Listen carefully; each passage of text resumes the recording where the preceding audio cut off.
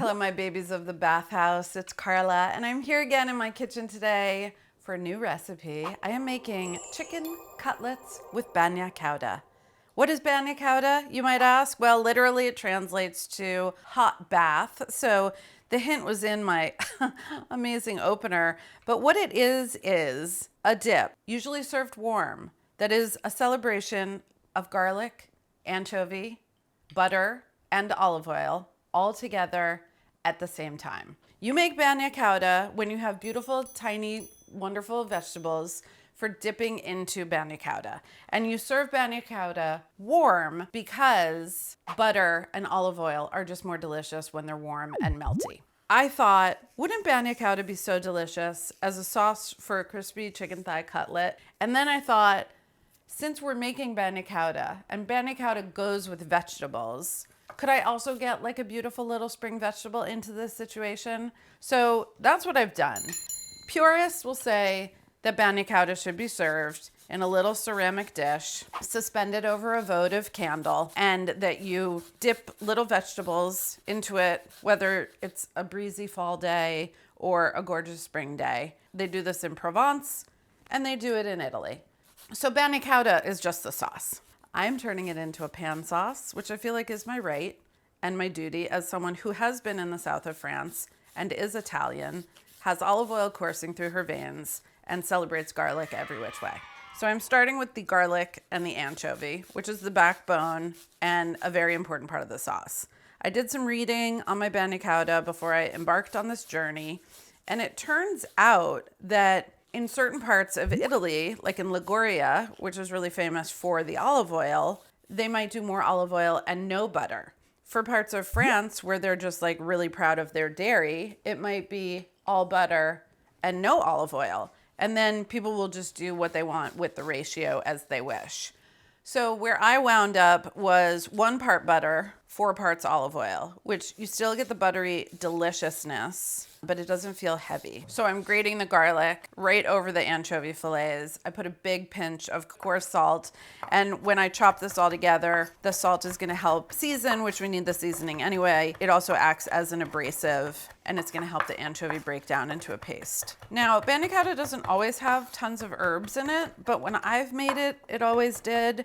There's so many versions. It's like the kind of sauce that's like marinara or like a kind of sauce like that that could be personalized depending on the region, the cook, the kitchen, the day, what's in the ice box, etc. Is anybody watching Ripley?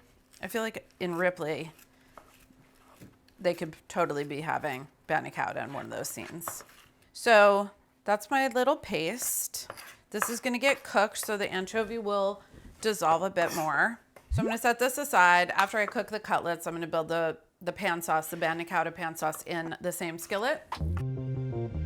So this is 1 pound of asparagus. It's generous. I love asparagus. Some people don't, and for those people, you could use green beans or haricot vert, or you could even use like beautiful spring radishes would be really great, cut in half or quarters, mixed into the sauce. If it were more in the fall, I would take cauliflower and cut it into like small spears.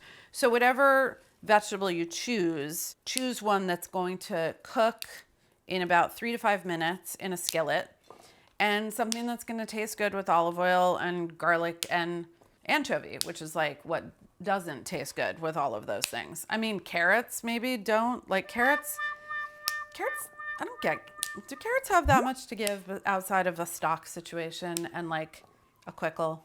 Let's be real. If I was doing dinner for 2, but I was like wanted to impress someone, if you know what I mean, I would break down a couple of globe artichokes in the spring and cut the hearts into beautiful little wedges, same style as I do in Where Cooking Begins. There's a recipe for spaghetti with braised artichokes. So you go look at that, and you would cut the artichokes, artichoke, garlic, anchovy, olive oil, butter. That would be so good. But I wanted to make a recipe today that you would make, so we're using asparagus. And asparagus pea we will have. Everybody knows what I mean about asparagus pea. People love to complain, oh, the asparagus pea. Oh, it smells so bad when you pee after you have asparagus. Have you ever had coffee? No one ever is talking about coffee pea, and yet everyone is complaining about asparagus pea. The bottom of the stalk of asparagus is going to be a little bit tougher, a little bit woodier, and the peel will be a little thicker. It also looks really pretty when you peel them, and then the bottoms get nice and bright green. But if your asparagus is really tender, you could just skip this. Frank. Yes. You know how when sometimes you have asparagus Yeah. and then your pea smells like asparagus? Yeah, smell. Yeah, of course, it always does. Does it bother you? It bothers some people. Doesn't bother me. I Same. don't think Renato didn't like it. Renato didn't like it. That's my No, he didn't uncle like it. Renato. No, he didn't like No, it. no. Are you the one in the family that says asparagus? Or do we all say that? I'm sure I said that. Anything that would annoy your mother, I think it would definitely be something I said. True. We should put that on a t-shirt. Love ya. Bye. All right, have a happy shoot. No, thanks. I'm going to cut these into like this size pieces and leave the tops pretty because the tops are pretty. These are prepped and ready to go. And then I don't often do this, make you prep things at the very beginning, but because everything happens in the pan right after frying the cutlets, it is one of those times that you need to have your mise en place. So I have tarragon and parsley. You could really use any combination of tender herbs, and you could use them singly or you could use them in combination. Just, you know, the ones that float in the breeze. And then this parsley is really pretty, so I'm going to keep the stem, unless it's super woody. There's one or two. And I want this finely chopped without going so far that the herbs start to get wet and oxidize. So, you know, the sharper the knife, the less oxidation, which is why most of my recipes I just roughly chop because I don't want to work my knife over the herbs too many times. So instead of like going just slice, but space your slices closer together. And then if you need to, maybe go across it once. That smells really good. When I worked at Union Pacific, one of my daily jobs was to finely chop all the herbs for the fiend herb mixture, which is parsley, chervil, tarragon, and chive. And it had to be like microscopic, but it was very meditative, and you had to do it right before service so that the herbs were as fresh as possible. So this takes me back, and what I learned then was, like, instead of chopping the herb, to slice. So just try to use the full length of the blade rather than staying in the middle and just chopping back and forth where it's the same part of the blade. Try to use the whole length of your blade to slice. So then just to finish it off, do that. But that's a lot better than like going in with a mezzaluna and going back and forth 8,000 times. Okay. So we have our herbs. I'm set up here for our standard breading procedure. Flour, egg, breadcrumb.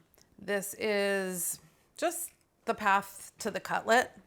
It's just what you need to do. And I'm using potato starch instead of all-purpose flour because A, I have it. B, I've messed around with a lot of different starches, and potato starch is my favorite for cutlets, but 100% you can use all-purpose flour. You could use tapioca flour. You could use rice flour. You just need something that sticks to the cutlet and creates a dry environment so that the egg can coat properly and the egg is there so that the breadcrumbs can stick.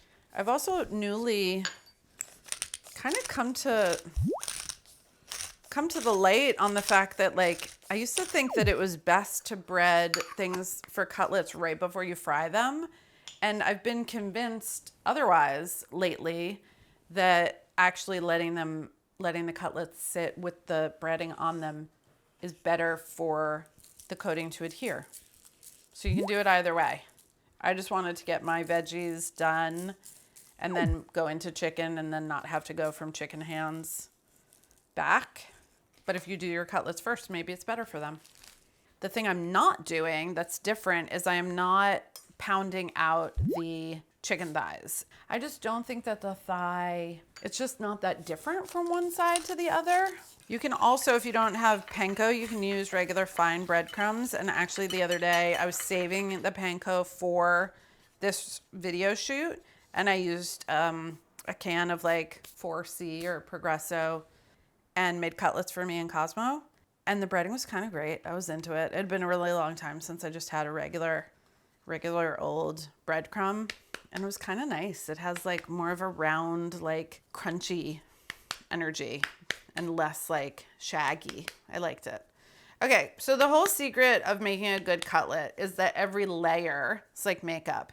Every layer has to be like thin and nicely applied without like anything clumping. So you want to make sure that you've coated all the areas. The flour or the starch is the thing that the egg is going to stick to. And the egg is what's going to make the panko have something to stick to. So you want like nice even layers without any like thick gunky parts or flour that doesn't have egg, because then the breadcrumbs won't have anything to stick to.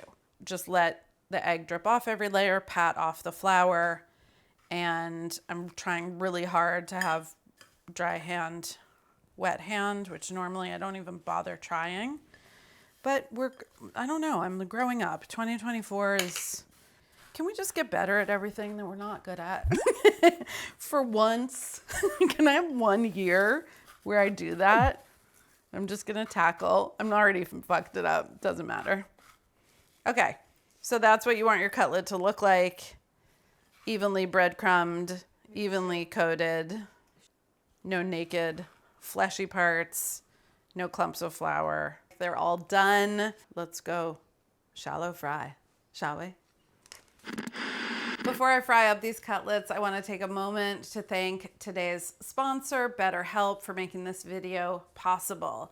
I think it is very important to talk about mental health openly and safely as often as possible. From managing stress to just working through the normal challenges of life, therapy is a safe space for working through what's on your mind. You can have sessions with your BetterHelp therapist through video chats, phone calls, or messaging at whatever time is convenient for you and your schedule. BetterHelp's extensive network includes over 30,000 therapists. You just fill out a questionnaire about what you're struggling with, and then BetterHelp will match you with a therapist who specializes in those struggles. You should feel comfortable with your therapist, and BetterHelp really sets you up for success there. Join over 4 million people who have used BetterHelp to live a healthier, happier life. Taking care of your mental health is a crucial step in your overall well-being.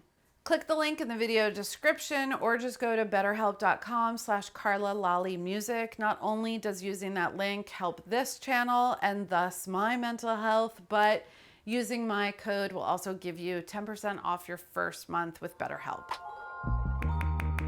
Standard breading procedure takes us right into standard cutlet frying. So I have my 12-inch, this is my largest stainless skillet. You can definitely use a cast iron skillet as well.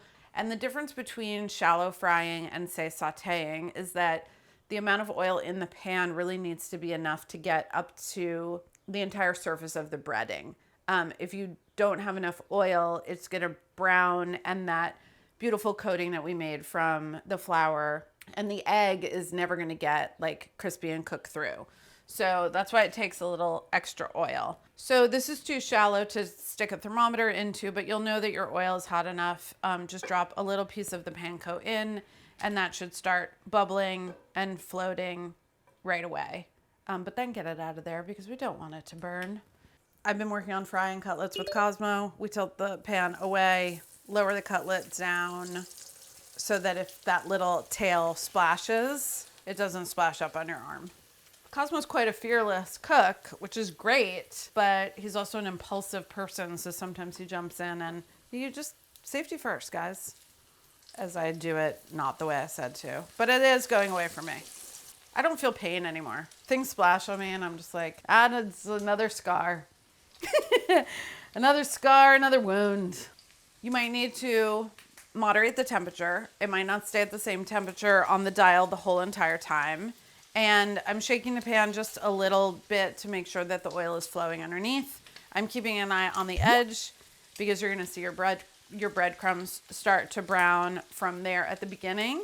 And I don't wanna pick these up and check a million times because every time I do that with the tongs, I'm displacing breadcrumbs and like ultimately it's not gonna be great. So I'm kind of like gripping from that flesh side and the edges are looking really great, but the center of the cutlet is still too blonde. So I'm just gonna keep cooking. The goal is to only turn them over one time. So hopefully 3 minutes per side, something like that. It's nice. As the cutlets are cooking, they absorb some of the oil. Obviously, the breadcrumb and the starch are gonna absorb some of that oil from the surface. So you might need to top off with a little bit of oil. Nice, nice. So I have a rim baking sheet set with a cooling rack. If you don't have a cooling rack, just line it with paper towels like you would for bacon. And I'm going to slide this into the low oven. Cutlet number 2. Looks really great. Transferring. All right, last 2 cutlets. RTG.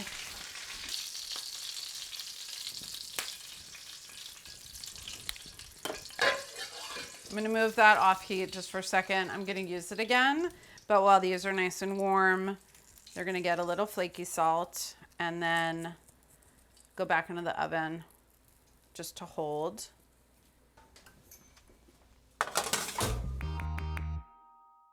First thing I'm gonna do is safely drain off the cooking fat from the cutlets. We don't want it, we don't need it. It gave its life. There's a lot of crispies. Just wiping out the skillet. A little residual fat in the pan is fine. Just a little bit of olive oil. This is just a quick saute for the asparagus and the pan's already hot. I keep the seasoning really simple on this because the seasoning of the sauce, they're going to be in that garlicky anchovy sauce later. So it's like, there's tons and tons of flavor coming. So for this, really just a little bit of salt, a little olive oil. Keep them moving around when they're bright green, not raw tasting anymore, but still I like them crisp in the center. That's when they're done. And we're talking about 3 minutes. All right, these are perfect. Tiny bit of browning on the surface. There's no shriveliness and there's just like really nice, crisp, tender bite. Love it. And then once they come out, I'm just gonna squeeze the juice of half a lemon over them. It makes them taste really great. The only downside to this is that the asparagus will start to oxidize, which I don't love. And I think a green bean probably wouldn't do that. But we chose flavor over looks. Asparagus standing by. Into the same pan, I'm gonna eyeball about a 1/4 cup of oil.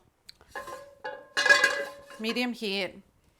I'm gonna add the garlic anchovy, which is already a paste. So it's not gonna cook for very long, but it is important to keep it moving the whole time. There's tiny grated pieces of garlic in a very nice hot pan with plenty of oil. If you don't kind of smash it up and move it around, it will clump up and burn. It's almost like a confit. But at the beginning, the garlic is very sticky. Like when you have really nice fresh garlic and you might smash it and then you can feel the garlic juice like sticking to your hand. So that's sort of what's going on in the pan at the beginning. So when the garlic has kind of cooked and starts to crisp, it's not so sticky and it's a little easier to move around. You do have to pay attention. It's still in tiny little bits. So next up, a couple tablespoons of butter, like so, and like this. And if you want to start to imagine the flavor, it's almost like escargot butter, very similar. So now I'm cooking, the butter is foaming, there's more fat available. I have beautiful caramelized little bits of garlic. So warming the herbs like this is also going to open them up. They're frying a little bit, but they're turning bright green. It's incredibly aromatic, incredibly enticing. And at this point, I'm gonna turn the heat off because the sauce is done. This is our Bagna Cauda, and she's Cauda. And adding the other half of the lemon that I used on the asparagus. And also amping this up with some white distilled vinegar, which sometimes using more than one acidic ingredient together just adds like so much more dimension than you think it's gonna do. It's like, well, it's acidic and it's acidic, so like how dramatic can it be? And this is one of those recipes where tasting it with and without, like really get it. And it's just better. It's better with the lemon and the vinegar. If you don't have white distilled vinegar, you should, because you can clean your whole kitchen with it. And it's super inexpensive, but you could use white wine vinegar, sherry vinegar, rice vinegar, I would say. Okay. I think it needs a little salt. We just made Bagna Cauda. It's done. The last step is adding the asparagus back into the Bagna Cauda. All this time I was worried about the asparagus oxidizing. I should have been a little bit more worried about the herbs oxidizing, but they're still great. They're just not bright green. You're not supposed to apologize for anything, so take back what I said. I'm thrilled and delighted with everything. So we've made this beautiful sauce now. Our asparagus is dressed to the nines, and I'm gonna put them down. Some of the sauce I wanna pour over the cutlet, but we made these like beautifully crispy, crunchy cutlets. So I don't wanna just pour a sauce over the top and sog them out. Who is the most beautiful cutlet of them all? I like this one. Just a little more sauce over. But you definitely want to show off your like beautiful crunchy situation that you made. Make sure it gets down into the sauce too. And that is chicken cutlet Bagna Cauda. The sound of crunchy and juicy. Perfectly cut cutlet.